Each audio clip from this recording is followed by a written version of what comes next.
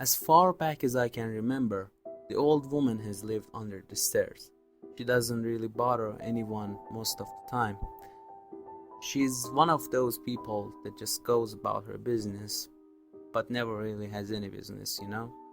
I think the world is a busy body, although what's left on her body isn't in great shape.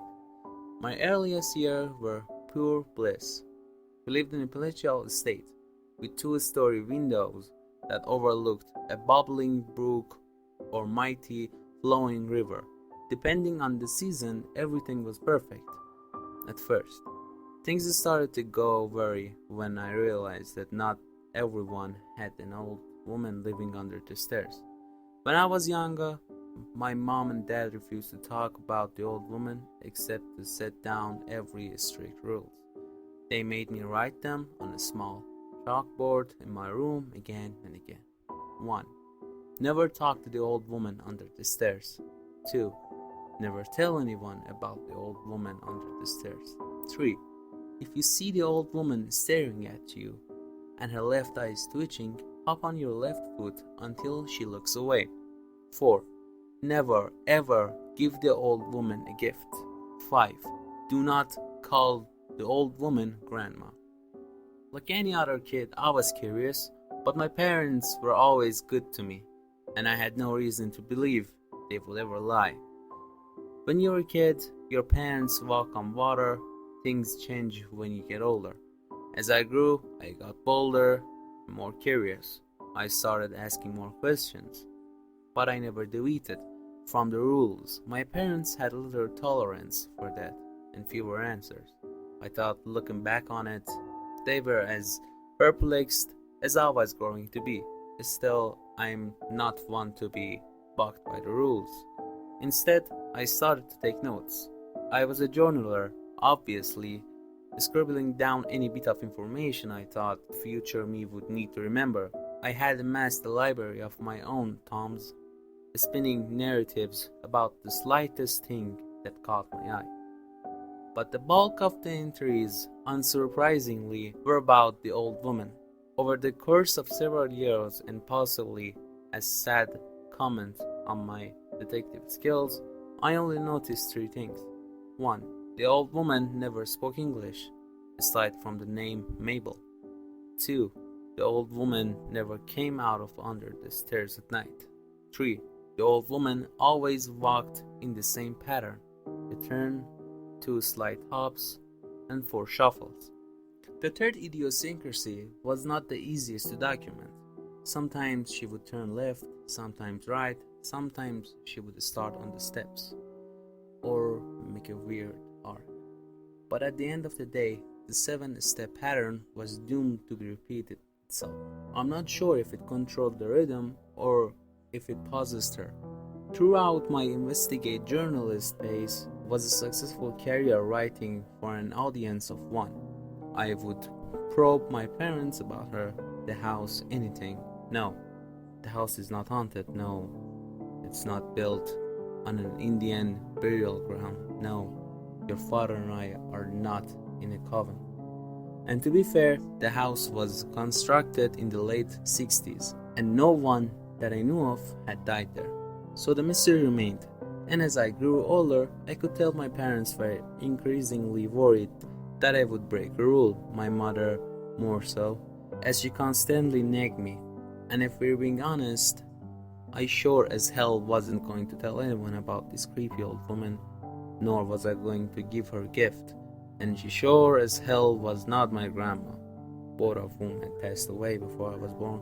Over the years, the reminders shortened, until all my mother would say was 1 and 3, 1 and 3, because she knew those were the only 2 mistakes I was likely to make. In high school, I started to lose interest in the old woman. She didn't bother me and I didn't bother her. She sure as hell couldn't help me with my gangly limbs during my growth spurt, or when Cindy turned me down for junior prom. She was useless to me, so I ignored her. Then life pace started to pick up, and before I knew it, I was through college, then on to get my master's. I met the love of my life, we married and had 2 kids. I hadn't been back to my parents' house in almost a decade. They came to live with us for a month when our daughter was born, and for 2 weeks when our son came into this world. We took plenty of vacations together, but they had a two-bedroom house in a small suburb, dusty and surrounded by charmless strips, malls, and mini malls. We never grew apart, but I rarely went back. Plus, while my wife knew about the old woman, I had no idea how to explain her to my kids. And that sadly brings us to today. My father wasn't doing so well. Dementia had a vice grip on him, and on a good day, he could barely remember my mother's name. He was now living in a full-time care facility, and my mother, strong in her old age, had finally decided to move out of her house to be closer to him. The upkeep was starting to take its toll, and I was more than happy to offer to move her out of the house and into an apartment. We set aside a weekend, and I drove down to get started. The house seemed strangely quiet as I walked through the door, but I figured my mother was upstairs. Still, it seemed much quieter than I remembered. At the time, I couldn't put my finger on it. I grabbed a few boxes from the kitchen and thought I heard a thump upstairs, figuring I should investigate in case my mother had fallen.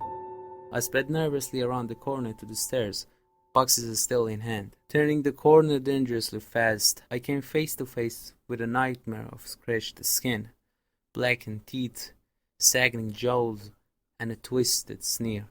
In sheer panic, I dropped the boxes. I hadn't seen that face in over a decade, and those rules drilled into me. My mind was blank. I'm... I began to stammer out an apology before freezing in terror. Rule number 1. Never talk to the old woman under the stairs. Terror rose in me as I remained frozen in a teetering pose. I felt the bile churn in my stomach as her left eye began to twitch. I wanted to run so badly, but I knew I couldn't. That was all my mind could process. Don't run. So I planted my feet firmly, both feet. Her jaw unhinged as a deafening shriek emanated from the bowels of hell and tore through my eardrums and several windows. My mother, still quick on her feet, came down the stairs as fast as she could, before halting. A sad, defeated look overtaking her face, she turned to me, as eyes full of love and beginning to tear up, and began to say, I'm... Before the old woman turned to her, and her eyes assumed a 1,000-yard stare. She collapsed to the ground. The old woman collapsed along with her, and began to claw her way over to my mother. As I ran to her side, I cuddled her in my hands. As the old woman neared, I raised a hand to strike her. What could she do to me now? She had taken my mother from me, and I wanted her to suffer, to feel an ounce of pain coursing through my veins. But from the ground my mother's hand shot up to my wrist, attempting to stay my hand. With her last dying gasp, she had aspired the old woman. I stumbled back, confused, angry, and hurt.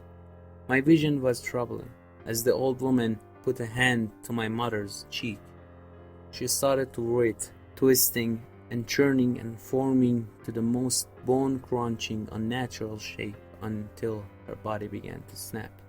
Black liquid oozed from every orifice, as well as the new ones created by the contortions.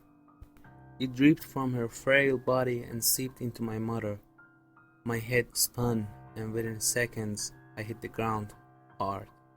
I woke up several hours later. My mother and the old woman were gone. I rubbed my eyes, trying to make sense of what had happened.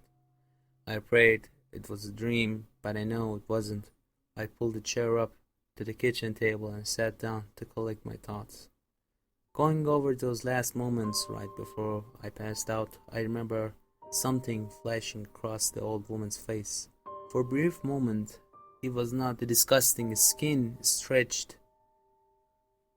For a brief moment, it was not the disgusting, skin-stretched, dripping old hag that lived under the stairs, but a warm, kind face of an elderly woman gazing lovingly. And suddenly, a dizzying series of memories flashed through my head. Riding my bike when I was 6, those lights are so bright, blinding. And just before the car could hit me, I managed to fall out of its path.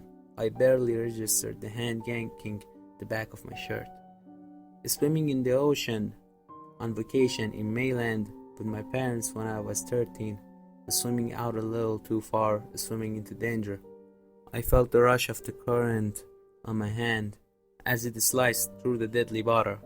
Thankfully, I managed to divert at the last second, although I couldn't be sure what bumped me so hard. Driving home from college for Christmas, I had spent too many sleepless nights in the library. Without caffeine or a 7-Eleven in sight, I was fading fast. I had just 14 more miles to go, but my eyes wouldn't stay open. I nodded off briefly, awakened by the blaring horn and bright lights of the semi-truck barreling towards me on the icy winter road. And by the grace of God, my car narrowly avoided it. I don't remember exactly what jacked the wheel though. Memory after memory came flooding in, an endless stream of near misses and close calls, and every time something small but inexplainable to avoid injury or death. I smiled hazily as I drove home to see my wife and children. I would have to tell them, of course, and I'd figure out a way to make my wife comfortable and my children both safe and prepared. As I slipped quietly through my front door, I already knew what I would find. I wanted to say a few words to her, acknowledge her presence, anything to let her know I knew. And I loved her. Of course, I couldn't. I'm sure she knew. My kids came racing around the corner, screeching to a halt when they saw a ragged old woman emerge from under the stairs. 1 small hop, 3 shuffles, repeat. I chuckled to myself as I ushered them into the living room. Come on, kids, let's go get a blackboard. We need to talk about some new house rules. And a nice old woman who's going to be living with us from now on.